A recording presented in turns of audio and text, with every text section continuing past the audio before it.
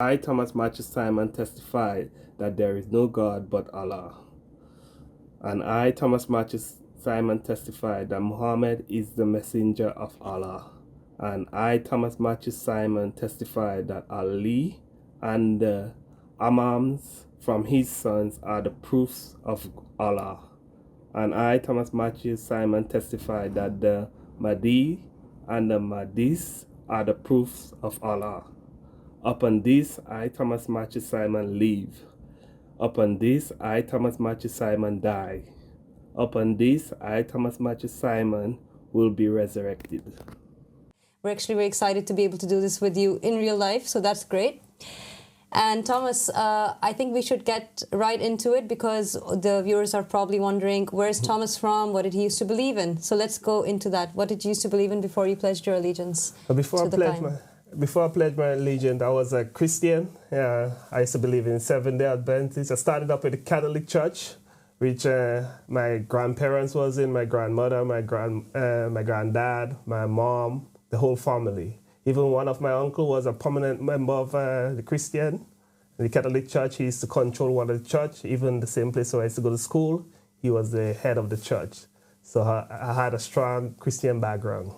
Okay, and then you went from being Catholic to Seventh Day Adventist. Yeah, so this happened because when I was in my village in the Caribbean, which is Grenada, was like the village, most of the people that is in the village is from Seventh Day Adventist. So I seen them going to church and they're reading the Bible, and when the Bible was talking about the Sabbath. So this gave me the interest to join the 7 days because they believe in the true day of worship. So I didn't know nothing about other religion than Christianity. And seeing Sunday, and Sunday is the first day of the week. So I was like, Sunday can never be the true day of worship. So Saturday gotta be it. So that gotta be the true religion, Saturday.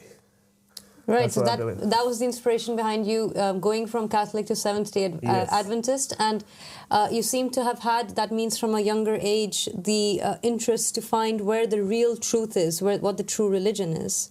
That's true. And how long then did you remain Seventh Day Adventist in your life? How much of your life? I started Seventh Day Adventist when I was around 15, so until 34, up until that age. But during that time, I was in the church, I baptized. So I could say I baptized about 3 times.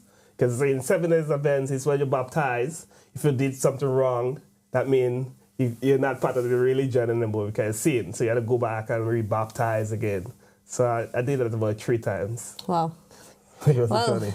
Yeah. Now, I suppose, it's a kind of baptism to pledge your allegiance to the Qaim as well. So perhaps you can say 4 times, not even 3 times. Now, when you found the call of Imam Mahdi, when you found the call of Al-Sadiq, at that time, were you Seventh Day Adventist? Yes, I was Seventh Day Adventist, but I wasn't a true believer at that time, to be honest with you, because I was still doing my own thing in the world. You know, I stopped going to church. My friends used to tell me, come to church. I'll go once and then come back. So I wasn't really into the faith that time. But then at the moment, I was still conscious of there is Almighty. I was still looking at Him, looking for Him, you know. So searching. Every time I hear something about religion, I would listen and, research until I found the true faith. So now we're talking about a time recently where you stumbled across the call, and it was, I believe, on Instagram, correct? That's correct. Now, what was that like for you? What happened? Well, to be frank, I was like, wow. I was looking for it. So I was like reading books, looking at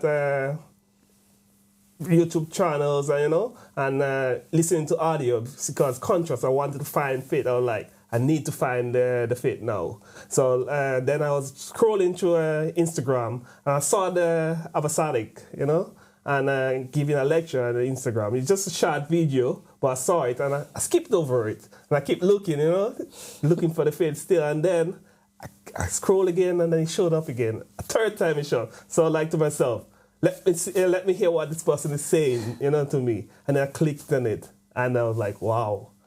What he's saying to me really appeals to me and it's true. I could believe, I understand what he's saying. I don't know why I was understanding it, but automatically everything was making sense to me.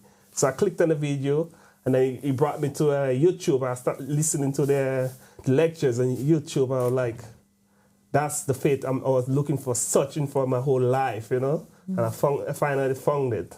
I was so happy to see that. That is a beautiful testimony. I guess it would be interesting to know, before we go too deep into your faith now, which is the call of Imam Mahdi and the call of Al-Sadiq, from him is peace, I would like to delve a little bit into why is it that you were not satisfied with your Seventh Day Adventist life or your Christian life? What was it that wasn't fulfilling it for you? What was missing? Yeah, well, when I was in Seventh Day Adventist, the first thing about what really turned me off is when you had to rebaptize, because I can't believe you found the faith, you're in the religion because you're seeing you have to go and rebaptize again. So that kind of turned me off in the first place. And secondly, the things I used to see what they was doing, you know.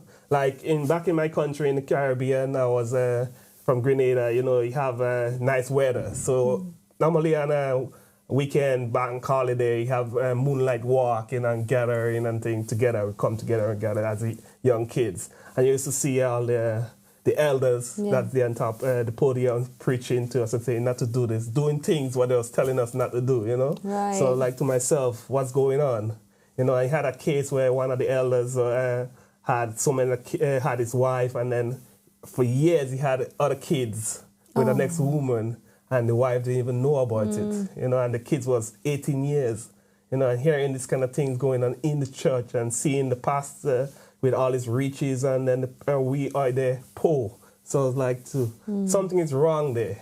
There was hypocrisy. Yes, definitely. That cannot be what God wanted, you know. And let's go back a little bit. When I first find Seventh Day Adventist, I was so strong in the faith, you know, like I was so happy. I can remember the first time when I baptized, I went back home and I went in the backyard. I was praying to God, thank you for showing me the truth, you know. And then that happened to me. I was so disappointed.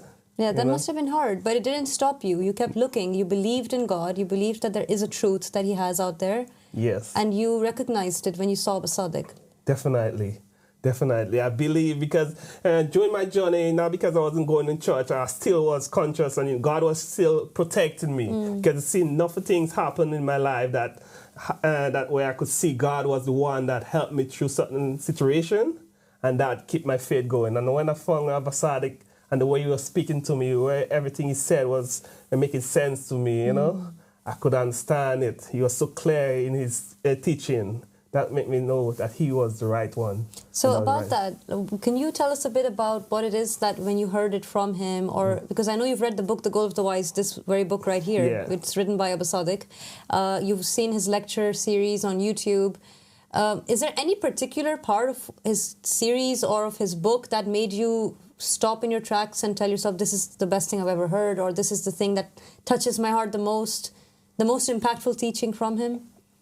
It was, first of all, the way he explained the mark of the beast. Yes. No one never explained that. That's a revolutionary piece of knowledge, huh? Definitely, because the way he was saying the way the mark of the beast, and he went to the Bible and he could draw scriptures to back up his words. Yes. That was so amazing. And then when he talked about America, that was a big part again, understanding this, and the Holy Spirit, you know, because in Christianity, they think everybody have the Holy Spirit. And that's right. what my thought too. And then the mini resurrection, I never knew about that. And then he explained all this stuff for me, and then it started making sense. And then when I went to the Gnostic Gospels, and he was telling me, oh, this is that, you know. He was talking to me personally. Oh. And when I listened to some of the sermons, some of the lectures and things, I could feel it in my heart, to be honest with you, you know. As if it's like a one-to-one connection between you and the Imam. Yes. And the first time I heard, I saw the videos on YouTube, I got up and I was like, I gotta go find this religion, you know. So I was like searching, where are they? I wanted to know more, you know. Like on the ground. On the ground, right. Yeah. So I actually left and went to the headquarters, the address, to see if I could speak to you all, teach me. Yeah. You know? Really and you found us, and we're very happy you found us, and very happy to have found you. Thank you so much. You're clearly a very firm believer in the teachings of the Qaim of Al-Sadiq, and Also, I wanted to add, for those out there who are interested in knowing more about the Mark of the Beast and the other topics that Thomas is talking about, you can check them out in The Goal of the Wise, which you can download from the website. And you can also go to the Mahdi Has Appeared YouTube channel to access his lecture series. So definitely there are so many topics that Al-Sadiq has touched upon, which are so impactful for people all around the world. And I'm glad you've listed some of the ones that have touched you the most. Al-Sadiq has talked a lot about supporting the messenger of God in this day and age. He says that that is the key to reaching God, and has always been the key to reaching God. For all the prophets and messengers, they have told their people to support them in order to support God. And it's not different in this day and age, is it? That's true. Do you want to comment on that and what that means to you? What do you understand that to be? Well, what I understand about supporting the messenger of God, because God gave us enough talents, Like He teach me how to communicate with people, you know, He teach me craft. So we are here, the religion is here, and it come and then use that talent to help him further the gospel, you know, further the message to the people. If you are a good communicator, like you're here speaking to the people all over the world, this is you're using your talent to reach people and coming into the community, you know, and doing this. This is something that I want to do, you know, lend a helping hand, I could say, you know, guide people to the truth, like the North Star, how He guide you when you're lost, you know. I know you have loads of people out there lost, and me being here, using my talent, speaking with you now to reach people, sharing my testimony so people could hear and see, you know, for themselves, the amazing thing that's happening here. So that's what it means to me. That is so well said, Thomas. I love how you put that, to be like the night star, or a star in the night sky that's guiding the people in the darkness. And I think that's such a great analogy for the Qaim as well, the fact that he is that guide. He is. He's that. He's like the moon. Forget the stars. He's like that shining moon that's always brightening up the night for us, and we're so grateful and we're so honored to be able to be here speaking to the people about him and about his teachings. Now, Thomas, you visited our headquarters. We're very happy to have had you over. You are clearly someone very determined to support the Qaim in every way possible in your hands, and you're 110% dedicated to that, and we thank you for that, and we are with you in that, because we too are the same as his companions. You know, we're brothers and sisters doing the same thing. Could you describe what it would be like for the people from the outside who are not aware of a divine just state, or of the way our community runs, which is the way that we expect that a divine just state would be? Can you explain what that is for everyone? Because we say that the divine just state is essentially the kingdom of heaven on earth that Jesus Christ himself spoke about and said that he wanted to lead the people to.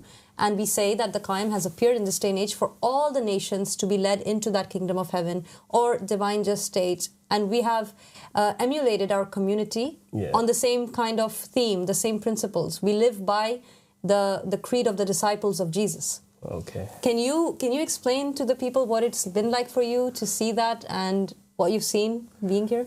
Well, let me start. Let me get a story.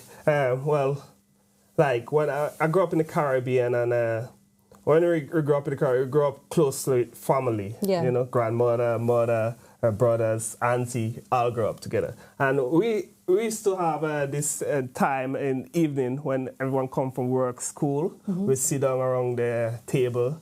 That time you didn't have TV, you know, so you grew up in a village, you had one person in the village had TV.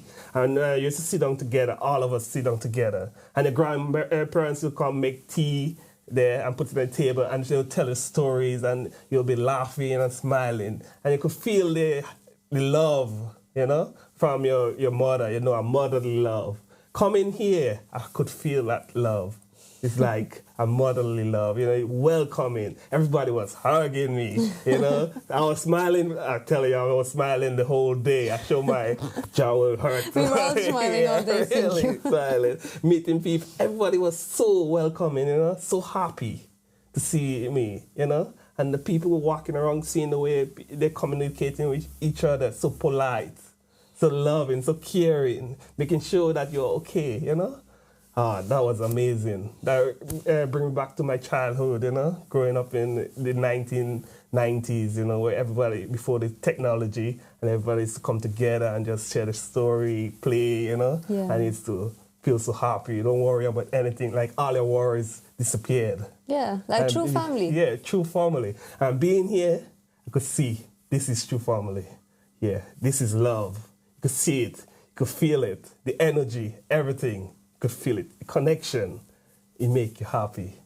Put a smile on your face. Your heart beat fast. Okay, you know, you never seen that before. You've been in England. You made people not that welcoming. If you don't give them something, Yeah. you don't get the love. But here, you don't have to give to get the love. They naturally just give you the love. unconditional.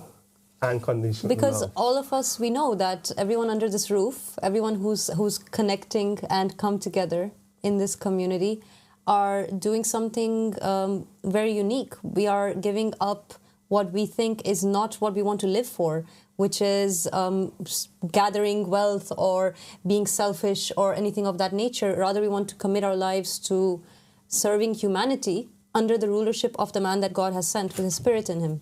So absolutely, you're right. And if someone out there would ask you, why, Thomas, why is there so much love there? Why are people connected like that? What would your answer be? The answer will be because God is with them. And God is love. God is merciful. Imagine how merciful He is. Imagine how we've seen.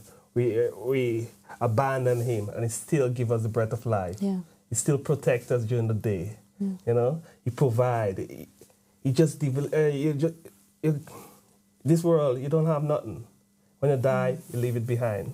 Yeah? But He's still providing the breath of life for you. He's still giving the water. He's still giving the food when you don't have it.